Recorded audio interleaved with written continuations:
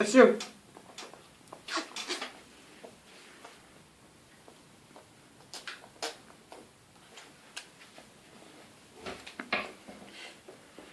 Baksana.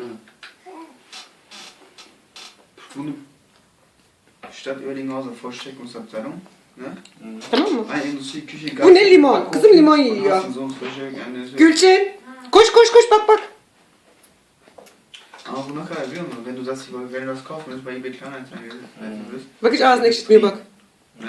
Acayip bir şey bu. Komplett edel. Sayıla be. Watzemler Elo.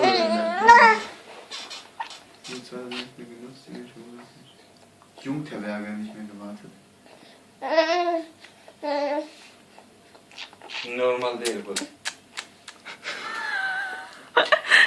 Ceyda, du bist nicht normal. Ha, şimdi havucunu ye. Sağlıklı besleniyor kızım benim. Bir daha bir limonu tut, onu ağzına aç. Ama alırsın ben bunu eBay Kleinanzeigen koy.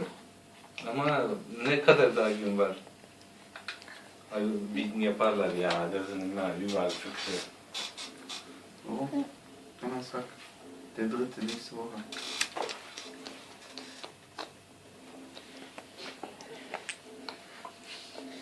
Lecker? Okay. Lecker?